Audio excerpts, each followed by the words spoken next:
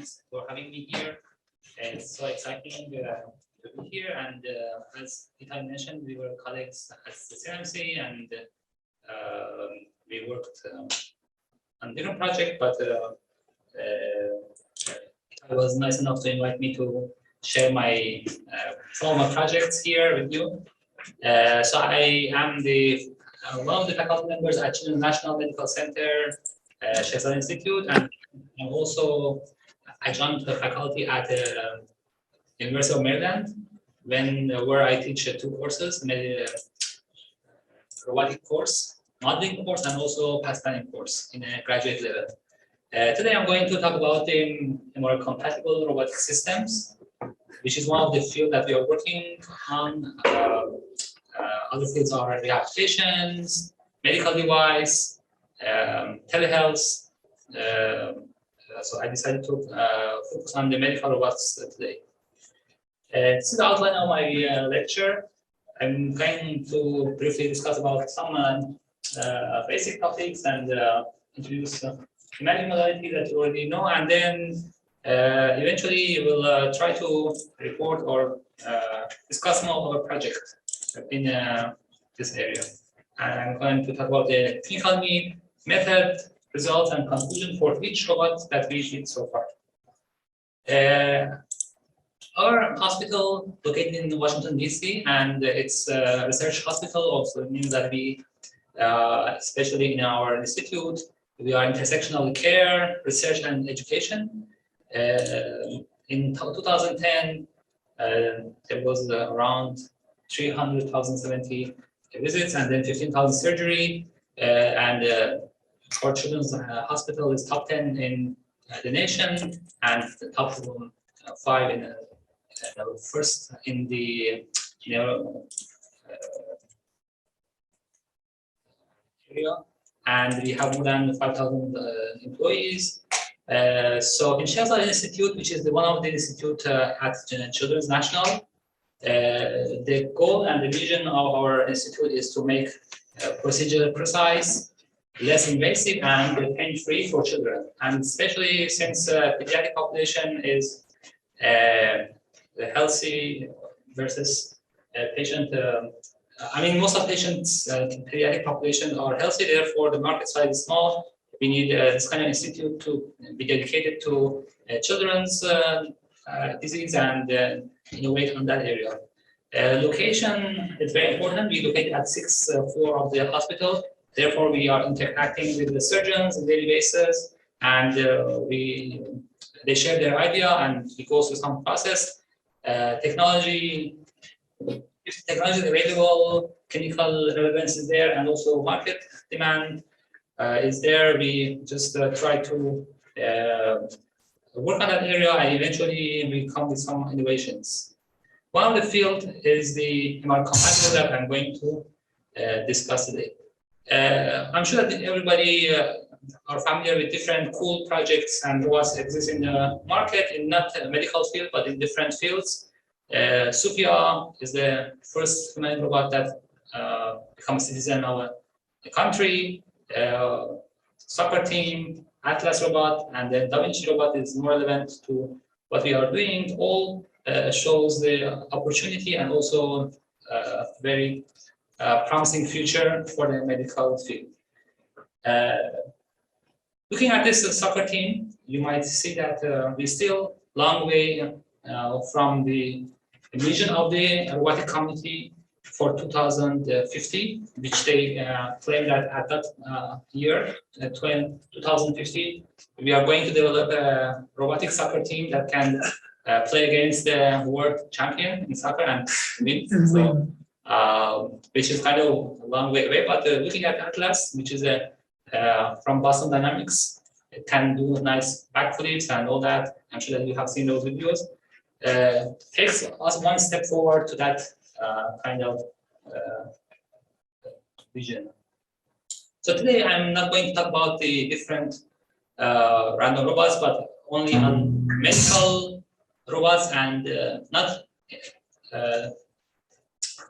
on all the medical robots, but only on the robots that are working on a OR and using imaging like ultrasound, MRI, CT to guide the tool. So what's the advantages of the robots versus physicians? So right now, we had a very nice discussion today about AI, which is coming up, and I'm sure that this side will change in the near future. But at this point, our surgeon maybe have a better judgment than robots to do surgery, take action, make a decision on the go while they're doing surgery.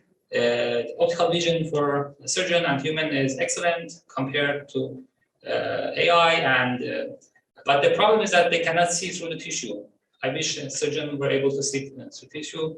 It would make things much easier, but it's not the case. But the robots can see through X-ray, MRI, CT, if they integrate with the system. And then there are other advantages for robots. For example, you cannot put a human in the exposed to radiation. That's why when the radiologists take the X-ray or CT, they just leave the room and then, or they wear a lid suit, all that. But if you have a robot, you don't care. The robot can work on the extreme environment without any issue. So therefore, there are some advantages and disadvantages for having robots or just relying only on surgeons. Therefore, combining these two can help in a surgery room. As I mentioned, there are different kinds of robots already in the market, mostly on orthopedic, some in catheter placement, other robots like Da Vinci or Raven on laparoscopic surgery field, which are different type of the robots, but that's not the focus for today's talk. Today's talk is only about medical robotics, which works under image guidance. We have different kind of imaging modalities, starting from X-ray up to PET, which some of them can only show the anatomy, some of them also are able to show the function, like MRI, fMRI, that can show the anatomy and also can show you the function of the brain or other. So there are common imaging modalities that everybody is aware. I'm not going to talk about details, ultrasound, fluoroscopy, CT, and MRI that mostly we are focusing on. So I have one over, right? So ultrasound imaging works based on the mechanical waves, which kind of bounce back from the tissues, and therefore you can process that and then visualize the image. Fluoroscopy is kind of low-dose X-ray, which is kind of pulse X-ray. It's not continuous like old traditional X-ray, but you send the X-ray beams in a pulse, and therefore you can reduce the dosage, and that's relatively safe compared to traditional X-ray. And then you can see the bone structures, not tissue, very well. And but this one shows that different kind of imaging modality use different wavelengths, X-ray, ultrasound, gamma ray, and all that. So CT is also kind of X-ray, but it's kind of 3D because you rotate the imaging camera and you acquire image from different directions, and then those images render to 3D shape. Therefore, you can have a 3D volume. So the focus of this lecture is the MRI.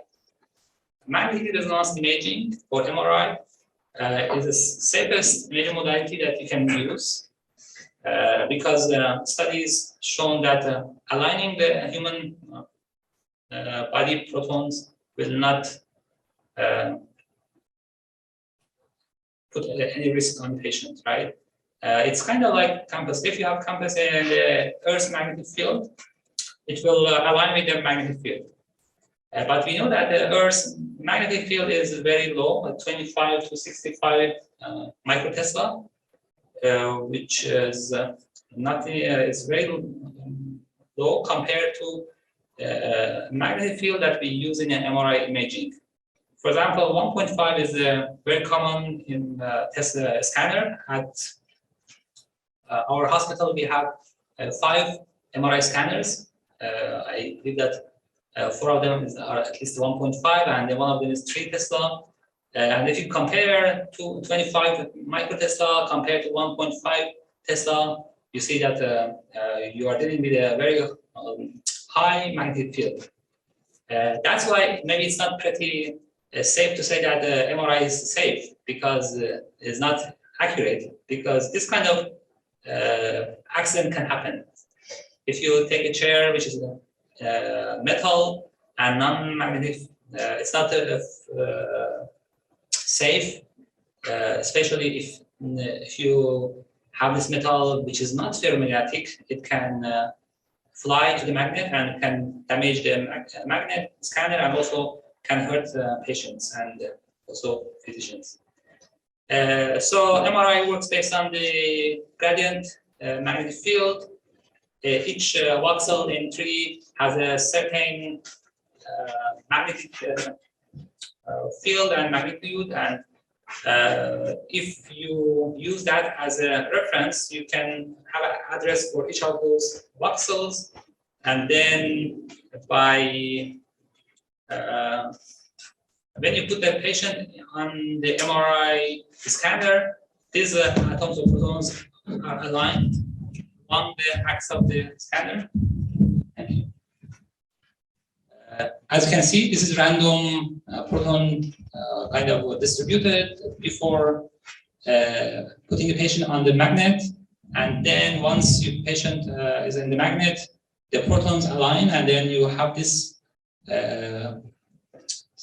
magnetic field produced by these protons, and then there's a RF coil that excite those protons, and when you send that RF signal, those protons shift by 90 degrees, and then when they reflect back to the original direction, it emits some signal, and those signals can be received and processed, and eventually you can have pixels side by side, which creates an MRI image.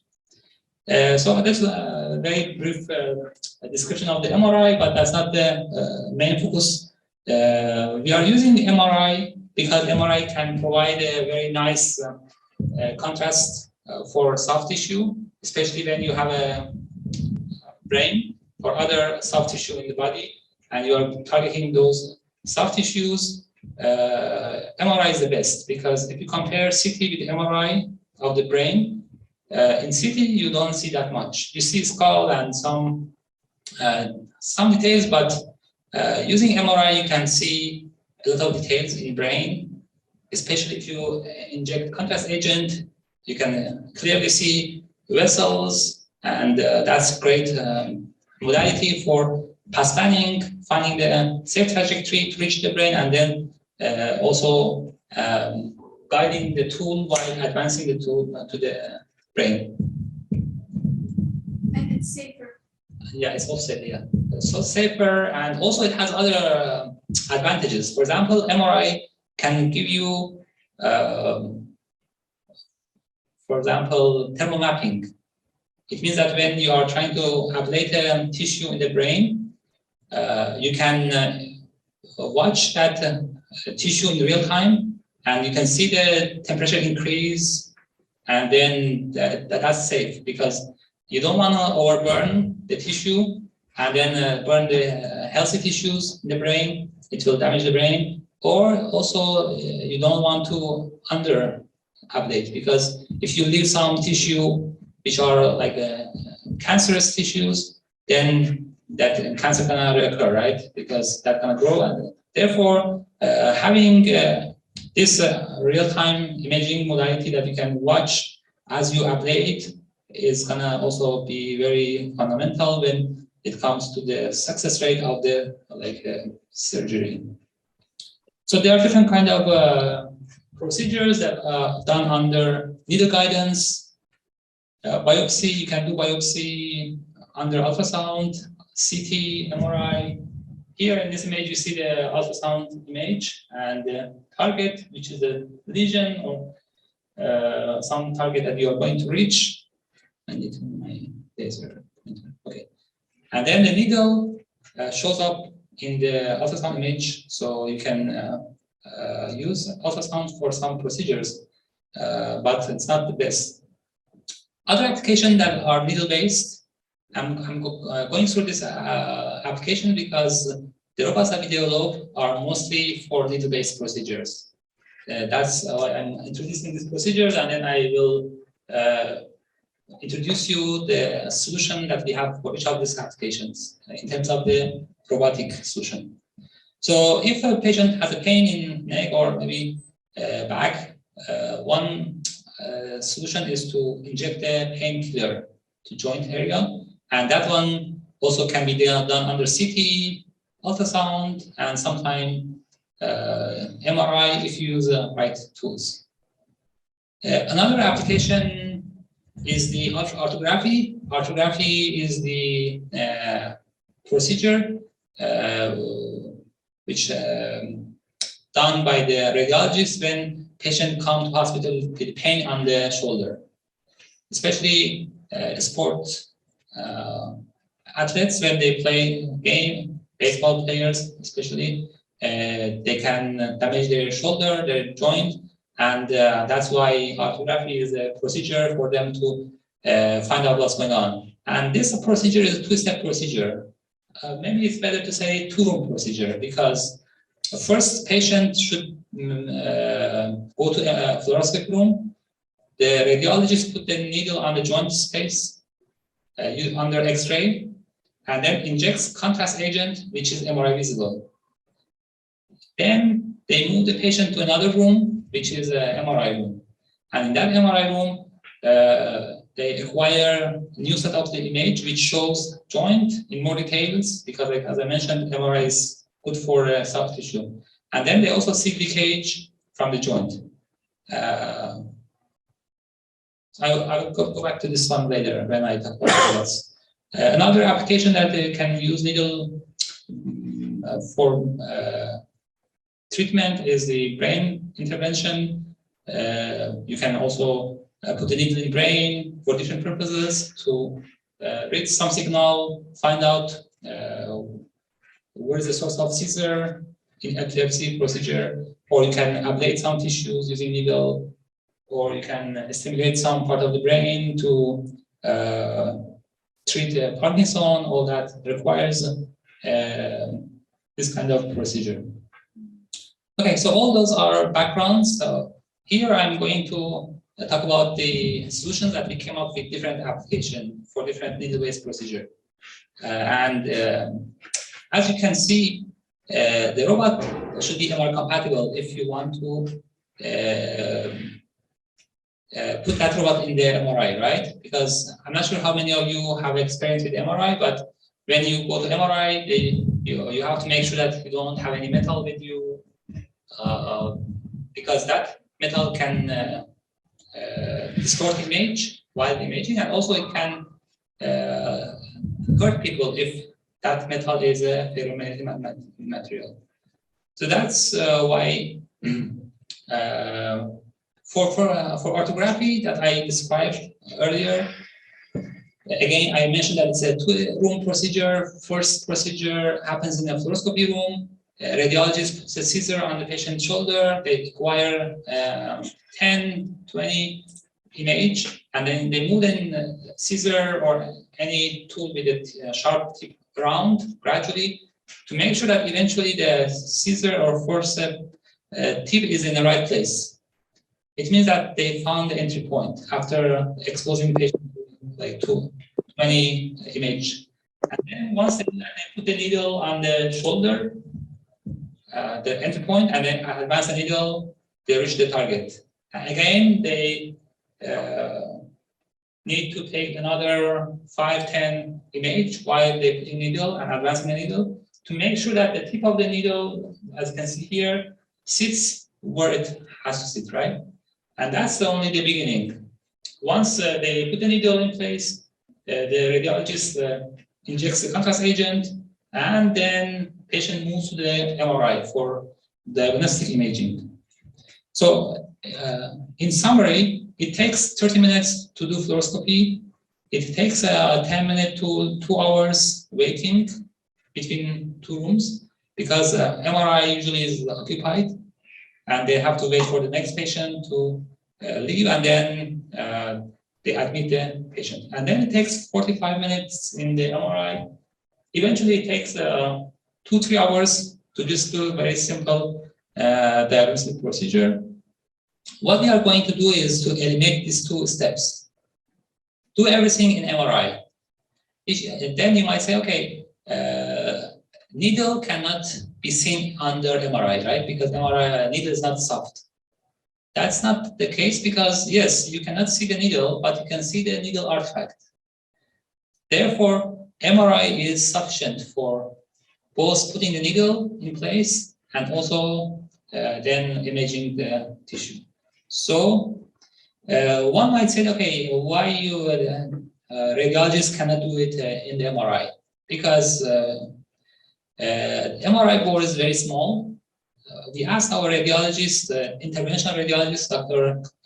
Karun Sharma, to try it by reaching out to the center of the bore and then placing a needle on the phantom and see how it works. He has to look at the monitor outside of the bore, and at the same time he needs to reach out and put the needle, which is quite cumbersome, and it requires a very hard hand and eye coordination.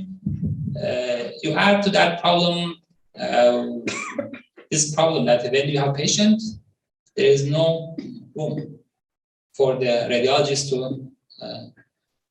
reach out to the center of the bore or eye center of the magnet. Therefore, it's kind of tricky to do in freehand needle-based procedure in the MRI. And then, as I mentioned, MRI is very dangerous if you don't take precautions and you put something which is not MRI safe in the MRI environment. All this could happen and can kill people or can damage the MRI scanner. Other than this problem, you also have the issue of the noise. If you put something inside the MRI, which is not meant for MRI, even a very small pinpoint metal, which is ferromagnetic, it can distort, it can destroy the image, and then it might shut down the system for a few days before they have to go and find that piece and then remove it from the magnet. Therefore, it's very tricky to develop a robot that works in MRI environment. So, okay, this is the summary. Again, this is the current gold standard for arthrography. The goal is to reduce it to 60-minute procedure using robot. And that's why we call it the robotic-assisted needle placement. So this project started like a long time ago. One of the first projects I started in CNMC 10 years ago when I joined CNMC. So that's why these drawings are very old. First, we came up with a conceptual design, and then we found out that we need 4 degrees of freedom. We need certain kind of actuators which are MR-compatible, and we also decided to go with the MR-compatible robots that are patient-mounted. Tiny, small footprint robots that can sit on the patient and doesn't take that much space, and also can compensate some of the motion that the patient moves around, because the patients are not under the anesthesia while doing this procedure. And that's why it's important to compensate for that. So anyway, this is the control architecture for the system. The radiologist sits on the control room, oversees the procedure, and the patient on the scanner room. Robot is attached to the shoulder of the patient, and then the radiologist uses the computer to do the task planning and all that. So this is a nice workflow demonstration that I put it a long time ago, put it together a long time ago. And if the patient shows up on the MR, the hospital with a pain, radiologist ask them to, in a current and the new proposal that we are suggesting in a new workflow, patient is scanned using MRI. Patients lays down on the table, robot get placed on the patient's shoulder, and then the first set of the image acquired. After imaging, the radiologist uses axial image to plan the trajectory, entry point, target point. And then once the trajectory is planned by radiologist, maybe this can happen by AI in the future, but at this point, the radiologist is responsible for trajectory planning, and then the robot aligns the needle guide along the trajectory automatically. After some registration, making sure that the robot understands the coordinates, and then puts the needle guide along that trajectory, and this procedure is manual. Radiologist has to push the needle manually for different reasons. First, to get a FDA approval. Otherwise, if you have a needle driver to advance the needle, it's gonna be a different level of safety, and it might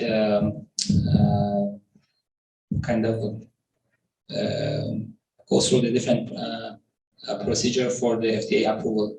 And once the radiologist places the needle, then he injects the contrast agent in joint space. At step 9 and 10, the robot is removed from the shoulder of the patient, and we acquire different set of image, high quality, and that is used by radiologists to observe the joint condition and then find out if there is a leakage or other stuff. So why we remove the robot? Because the robot, yes, robot is MRI compatible and MRI safe, but it's not 100% MRI friendly, right? Because it can create some noise, even limited noise, but it can distort and degrade the image by some percent. And when we are doing the diagnostic on the MRI image, we don't want to have any noise. That's why in our workflow, we add that step to remove the robot once the needle in place and inject it. I have two questions. First, sure. What's the materials that the robot is made of? Yeah, so that's a good point. So robot should be made of the non-ferromagnetic material, including any kind of plastic, brass, copper, aluminum, certain type of stainless steel, like series 300, 400. Those are MRI compatible. Ultem, which is also kind of plastic, but not other metals.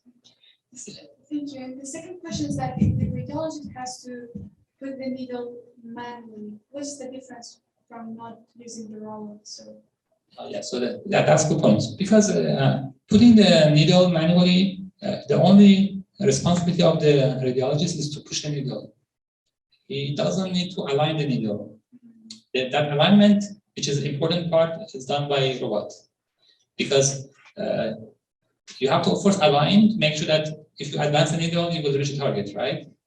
But that part is taken care of by the robot. So robot aligns the needle guide in a way that it exactly will pass the target. And anybody, a nurse or even anybody, can just push the needle, and it's gonna hit the target. I just want to follow the question. How the robot recognize the children's shoulder and the adult shoulder position to inject? Yeah, so the thing is that, as I mentioned here, this step, which is the planning step, is done by the interventional radiologist. It's not automated. Oh, that's what. This part is not automated. It could be automated, but at this point, as we know, people don't trust robots, and then even for root issues, always a human should take responsibility. If something goes wrong, then you cannot sue robots, right? You can sue the company, but that's the story. Therefore, always a surgeon or a radiologist should take the responsibility of the procedure, and then should plan and also advance the needle. But in the future, I'm sure that Still, we're gonna have the supervision of the doctors, but we can automate more steps. Yeah, necessary.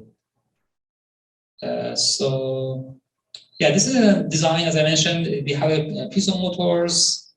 This is made of plastic mostly. This is a prototype from a long time ago. So we have some solutions. I will explain why it works. And this is the second prototype. The interesting thing is that in medical field and in any field, like you have to go through a lot of iterations to come up with something that is kind of safe to use on human. And that's what I started during this project. We at least developed 3 different generations of the same robot, improvement over time. And this is the last prototype, third prototype, which right now we have. And as you can see, this robot is attached to the shoulder of the PI. Kevin Cleary is the PI for this project, which is our one funded project, by some straps. We also tried different type of the shoulder brace to see which one fits better. I'm not going to talk about the electronics and hardware details, but I just want to highlight this, that a lot of technology goes to make a robot MRI-compatible. You have to just change the paradigm and don't think about the current kind of industrial robot, because you are not able to use DC motors, servo motors. You are not able to use them like any kind of metal, not most kind of the metals. And then in terms of the communication, you have to use fiber optics, because again, between a control room that the radiologist sits behind the computer and then a scanner room, there should be some communication, right? And that communication should happen through fiber optics. That's why we are using a media converter to convert signals to fiber optic signals, and then send through the wall patch panel, and then on the other side, those converted back from optic to signals, and then we send them to through Ethernet port, and then it happens like that. So I'm going to make this short because I have other topics to cover. But anyway, so one of the steps in the design is to make sure that the actuators, piezo actuators that we are using, are MR safe. We know that piezo motors works based on the different paradigm, not magnet. There's no magnetic field. Therefore, it's safe for my environment. But still, since it's made of metal, it can distort the image. If you look at this tray, we fill this tray with water, and this is the image of the tray without any external object. But once we put the piezo motor on top of this tray, we saw this kind of distortion on the image. Here is obvious that this is distortion, but if you don't do this study and then develop a robot which distorts the image, especially in a human anatomy, it's very difficult to find out, right? It might end up misleading the radiologist, and then they might reach different region because of that distortion. So the study showed us that if the motor is away by 2.5 centimeter from the regional interest, as you can see, if I go from the center of this image by 2.5 centimeters, there is no artifact outside of the circle. Based on that, we designed motors. We made sure that that motor is away from the region of interest by more than 2.5 centimeters, and this is the different set of the image that we did after building the robot. As you can see, we put the same robot on top of the same tray, and we found out that in this region, which is the region of interest, there is no artifact. That's one step forward for our study. And we also studied the robot on volunteers. We put the first image, the subject's shoulder, then we put the robot on the shoulder, and then scan again. And the studies show that there is no significant noise after adding robot. So that's, again, we call it the MR-compatibility studies to make sure that the robot will not affect the image. So there is a well-established SNR study or signal-to-noise study that we also did. We use a standard water phantom we filled with water on the center of the robot scanner, and then we put the robot on top of this phantom. And then we scanned it in different modes. This is the baseline image cross-section of the phantom without any external object or robot. And then this is the image after putting the robot on the page on the phantom, right? As you can see, you don't see that much of the noise. It's similar. And this image shows when the same phantom when we turn on the controller of the robot. Again, you can see that that there's not that much noise. Once we power the motors, then we start seeing some noise. And we just did that for T1, T2, and then figure out that while we are scanning the patient, we have to turn off the motors. Even though they are MR-compatible items, but still they create noise. That's why in our workflow that I showed you, we put one step that before imaging, the robot should be turned off. We have to save the coordinates of the robot. So when we turn on the robot, we can just retrieve those information and then make sure that robot reference point is known. So this is, for example, one of the worst image that we got when we did the study. And then, as you can see, even this image has a lot of noise, but you might be able to see whatever you want. But here, you cannot even see that circle. That's not very far from reality. If you don't shield your cable properly, that happens. That's why the shielding also is very important when it comes to medical MR-compatible robots. Another study that we did is to study the mount to see for this patient-mounted robot, how we can mount the robot in a stable way. We did different studies using optical tracker and having subjects and volunteers lay on the table for half an hour, 10 minutes, between 10 to half an hour, and we saw how much is maximum motion when the robot's attached to the patient's shoulder. We did targeting study on a ballistic shell phantom. As you can see, this is our phantom. We place the robot on top of this phantom and then try to reach this plastic targets inside the phantom, and the study was successful. And we had a reasonable error during the study. The conclusion and the result is here in this table. There are different sorts of error when you use a more compatible robot, which is patient-mounted. Our study showed that error due to the patient motion, relative motion between the patient and the robot is very minor, 0.4. Again, displacement of the needle guide, because the robot is made of plastic, right? That's why it's not rigid. When you just try to advance the needle, most likely you're gonna deform, and then the robot gonna move naturally, whatever. So that's why we did another study, and that study showed that again, that lateral displacement is minus 0.4, and the main error that we got is targeting error, which was again between 1.6 and 2 millimeter. Overall, the total error was 2.9 millimeter plus minus 2 millimeter.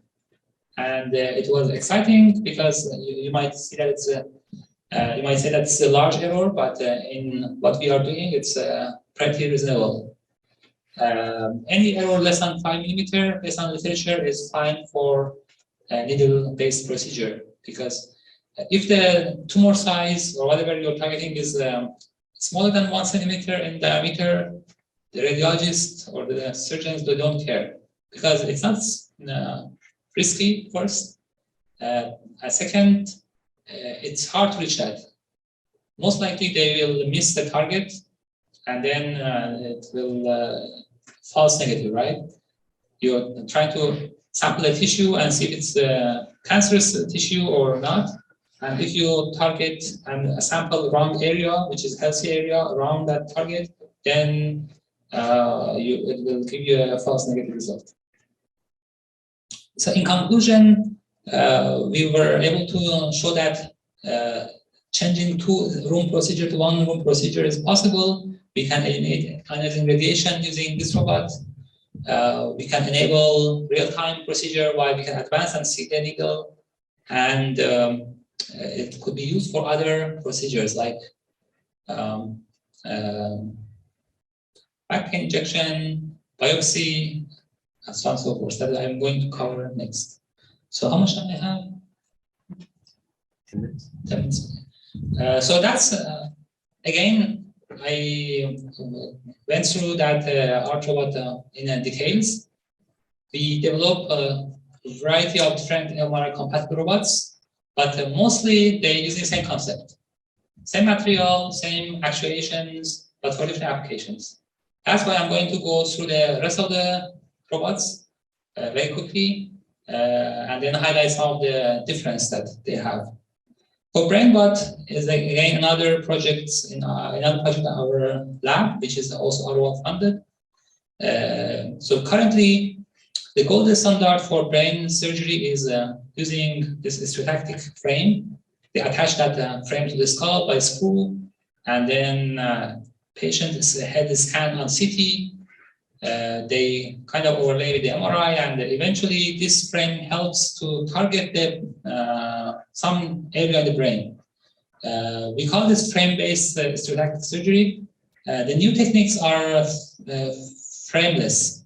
It means that you don't have to screw anything to the brain, to the skull, which is less accurate, but it's kind of improvement over the current techniques. But again, as I mentioned, they have to move the patient back and forth between CT and MRI.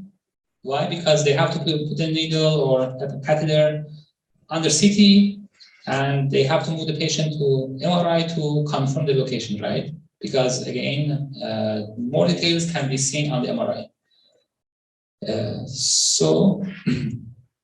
ROSA is currently available in our hospital and used for brain interventions. This robot is not MRI compatible.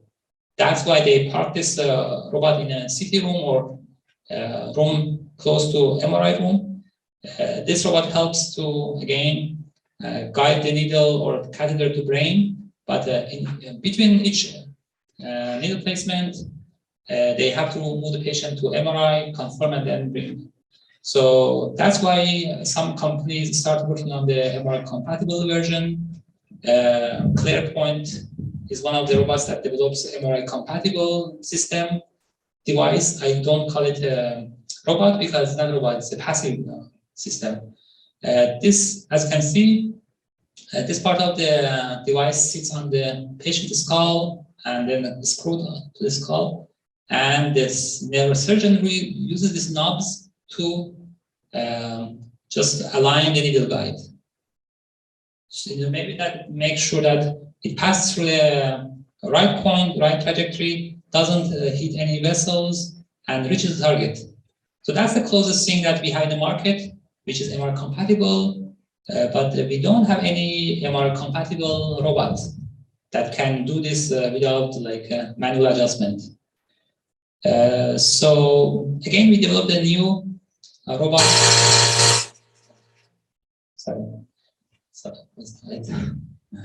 So for this BrainBot, we decided to move forward with the pneumatic actuators, not piezo actuators. Because piezo actuators, first of all, they are very expensive, like it's 2,000, 3,000 per each. And also they create some artifact, and it's not 100% MRI safe. That's why pneumatic motors are the next option. So we did that. So here you can see one of the actuators that we developed, which is kind of works based on the air power. It has 3 pistons that push against this gear. these pistons are phased by 120. Therefore, if you design a sequence and then you just move these pistons in a certain sequence back and forth, then this gear can rotate clockwise and then counterclockwise. This is the setup that we have. You're gonna attach all the motors to the base of the robot. We did some FDA study to see how rigid is this device, because again, we are using plastic and soft material. Flexibility is very important. Yeah. This question about the pneumatic actuator versus like the piezoelectric one. Can you say anything about the accuracy or the precision, the difference in the precision between the two? Yeah, so piezo motors are kind of overkill because the accuracy is like super high, like the resolution is like 0.001 degree, which is overkill, right? We don't need that kind of accuracy in MRI environment. But our pneumatic actuator has a 0.3 degree accuracy, which is good enough. The reason for that statement is there are other sources of error that are much higher. For example, registration of the MRI image with the robot using fiducial, it has an accuracy of 1 millimeter or 0.7 millimeter, right? So when you have this kind of error, then 0.1 or like errors which are less than that doesn't play any role. In other terms, if you use a piezo motors which has a super high accuracy, you will not gain anything because you have other sources of error which are there. You cannot compensate for those errors. So yeah, that's why pneumatic motors are less precise, but that's within the range. And do you have to calibrate them every so often, or no need to? So calibration. So we calibrate the robot each time that we turn on the robot from the reference home position, and that's kind of homing. In terms of calibration, maybe you're right. We haven't reached that point, but at some point, because this pneumatic motor works based on the kind of sliding contact between the pistons, and then here it's going to wear out gradually. Or maybe these teeth can be damaged, and we have to calibrate and at least test the accuracy once in a while. So this is an ongoing project. We haven't been able to test this on any phantom or like animal, but that's an ongoing project. We reach there at some point. The closest thing that we have done to automation is path planning using different kind of techniques, and that's kind of we are trying to automate the path planning procedure. For shoulder, it doesn't matter because it's very simple. Entry, target point, and then radiologists can do it in a few seconds. But for brain application, it takes up to 15 minutes for each electrode. And for epilepsy, when this neurosurgeon wants to investigate the brain functionality and then seizure source, they put a 15 electrode on the brain. And imagine that for each electrode, they have to spend 15 minutes. So it takes up to 2 hours of the neurosurgeon's time to do the planning, to make sure that the needle doesn't hit the vessels on the brain, it doesn't go through the forbidden regions, and all that. So that's why we try to come up with an automatic path planning system to reach a certain part of the brain. I'm going to go through this very quickly. First of all, segmenting of the vessels is kind of cumbersome, and even though we try to do it automatically, it requires a lot of manual segmentation. Therefore, we decided to design this cylindrical area, which most likely is the area in which trajectory will pass through that, and then we limited the segmentation inside that cylindrical area. It helped a lot with improving the timing of the path planning.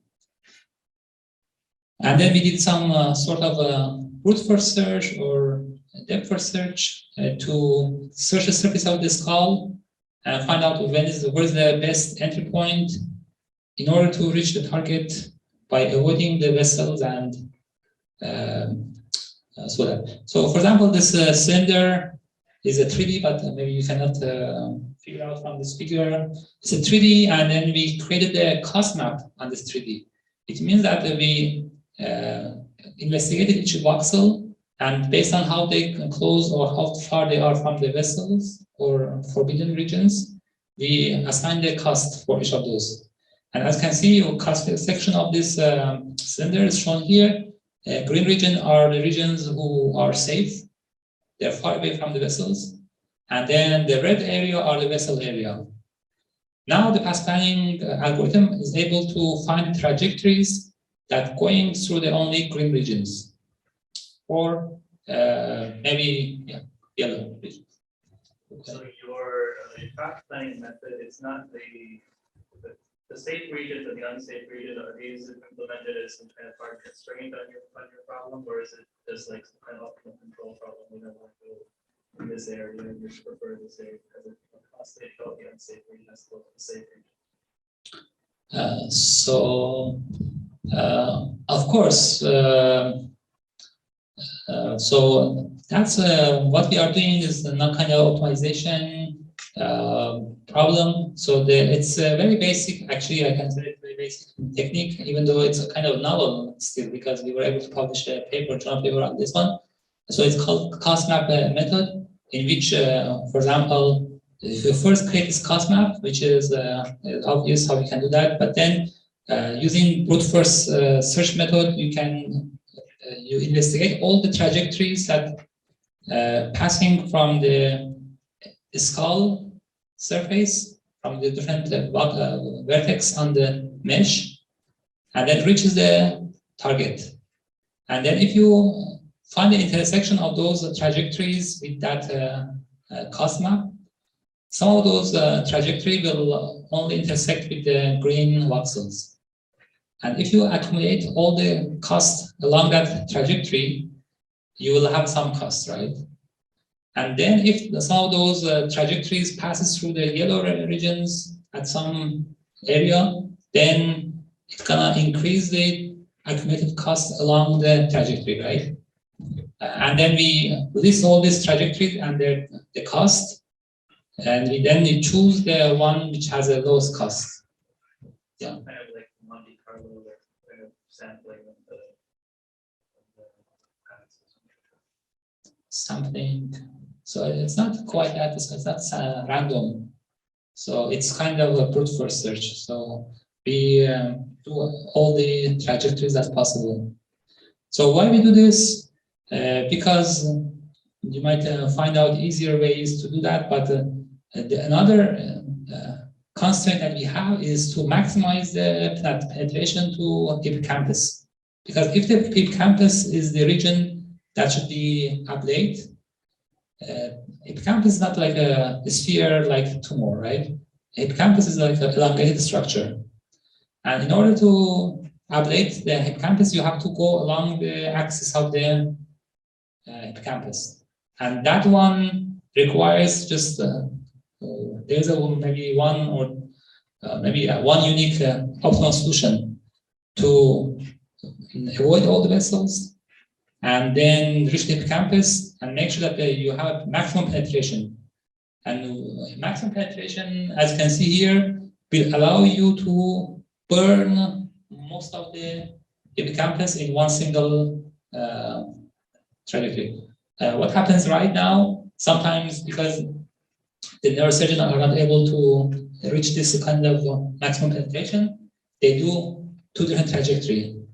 It means that they ablate this structure in two steps. It means that they have to put two needles to ablate that trajectory, right? So that's why we want to have a two constraint. One is the minimum cost, one is maximum reward. And we do the same. So we create a reward map in which voxels inside this hippocampus has a reward of like 1. and then walks outside of this target region, and they have a reward of 0.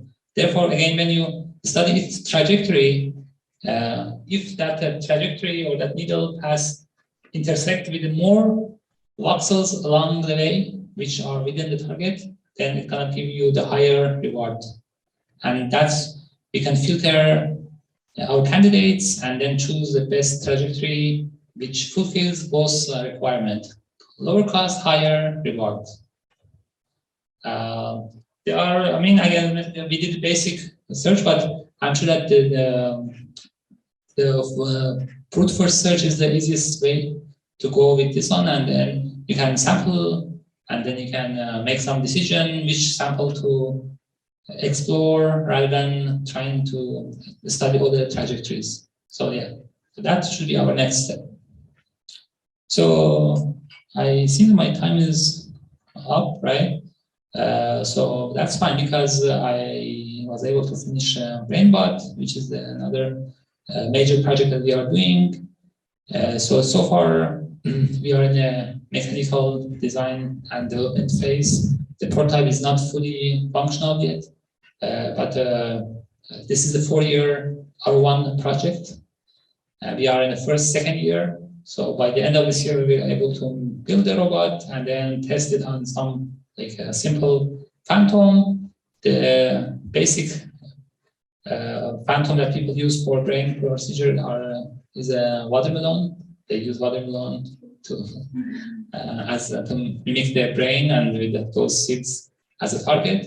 And in fact, one of the first robots was developed a long time ago for brain applications, and they also use the watermelon as a phantom, and that's well as tradition. So everybody tries to use it as a first step. So there are 2 more robots that I had here to cover, but that's fine because the principles are the same. But for example, here we have a back pain robot, which works based on the same principle, but is able to place a needle in the back of the patient. Here we had one more step, and we just automate the needle drive. So as you can see, this is the needle driver that instead of having radiologists push the needle, the needle driver can insert the needle with a certain velocity gradually. And what's the good thing about that? The good thing about this system is that then you can keep the patient in the eye center of the scanner, and then you can scan in real time while the needle is advancing. Make sense? So that's very important for MRI because that real-time imaging can save people or can reduce the time by confirming that, okay, you reach the target, stop, or you are hitting the critical structure, then the neurosurgeon can, or radiologist can push the emergency button. We did the different studies, and all of them were successful. And we also proved that using robot versus freehand can reduce the failure rate because in freehand procedure, 83% of the procedure required correction. It means that it failed in the first attempt. But robotic assisted procedure were successful 100% of the time. And also, as you can see, the error for robotic approach is much less than a freehand procedure. So last project is the lung bone biopsy project. Again, same concept, but this time we are trying to target the lesion inside the bone. And lesion inside the bone is something like this under MRI. As you can see, it's in the center. In order to reach and sample that region, you have to drill through the bone and reach inside the bone and then sample that. And that requires a drill bit. You cannot use needle anymore. It requires drill bit. That drill bit should be MRI-compatible. And why we need MRI? Because if you are going to use the same do the same procedure under CT, then you will have something like this. You cannot even see the lesion inside the bone under CT. That's why, again, MRI guided bone biopsy is a very important another R1 project that we are doing. So this one also is a pneumatically actuated robot. This is not patient mounted. This is a table mounted. We mount the robot on the table, and then that robot aligns the not needle guide. Maybe needle guide is not right term. Drill bit guide, right? And this robot should be very rigid because when you drill the bone, it's gonna be generating a lot of lateral force. Especially you are not able to use current and industrial drill bit. Titanium drill bit used here because they're MR-compatible, but they are not as sharp as like industrial drill bit. That's why it's kind of the radiologist has a hard time to drill the bone using those tools. So we did a phantom study. As you can see, it was successful. And the conclusion is that, again, so we tested the MR-compatible robots for different applications, and it was successful in all these cases. And it's right about time to move forward with one of these robots and then try to commercialize it. I know that's kind of very tricky in terms of the FDA approval and all that, but I think that our institute have gained a lot of experience and knowledge over the last 10 years when we developed different variety of the robots, which I only introduced 4 of them here. I hope that in the future we will be able to move one of these to the clinical studies or preclinical studies. Overall conclusion, again, the same. MRI can be safer, can be more accurate, it can reduce the procedure time, and it can enable new procedures. Thank you very much. Thank you. A bonus question for you. Okay. So does open MRI, would that solve any of the space issues? Would that give you more space to operate in? Yeah, that's a great question. So open MRI exists, and then it is also used for interventions. But the problem with the open MRI is that they are low magnetic, so the quality of the image is not that high. So we have 0.3, 0.5 open test, open scanner, but they are not perfect for sample cartography. For this kind of procedure, 1.5 is the minimum test definitely. Yeah. What are the challenges you see in bringing this to the clinic? So one of the challenges is that maybe it's a technological challenge because MRI is expensive. So MRI imaging is very expensive. That's why if you propose this idea that, okay, I'm gonna come up with a new workflow that requires like 5 hours of MRI instead of 5 hours of CT, then nobody will buy it, right? Because MRI is much more expensive. The way to solve this problem is to streamline the workflow in a way that you can do the same procedure in MRI in a limited time, maybe 1 hour, 2 hours. If it's possible, which is possible if you automate procedures and make sure that workflow is streamlined, prepare the patient outside of the MRI before breathing, those kind of things, that will enable that. So for example, as I mentioned, in our art robot project, we did some math and find out that, we found out that if we can limit the MRI time to 1 hour, here. So here is the current standard. It only takes 45 minutes in MRI to do the scan. So we found out that since usually they block the MRI time in a 1 hour slot, therefore 45 minutes and 1 hour, 60 minutes, it doesn't change any cost or any current setup. Therefore, we aimed for 60 minutes. So if we are able to do this procedure in 60 minutes, then it's a win. But if it takes 1.5 hour or 2 hours, then it will be more challenging. So, and also market size. Market size also for pediatric population is limited, but even though so for orthography, since it includes shoulder orthography, hip, all the joints, combination of those increases the volume, make it kind of worthy to explore. Thank you. Thank you very much. Any other question? No. Okay. Thank All you. right, well, thank you very Thank much. for having me here.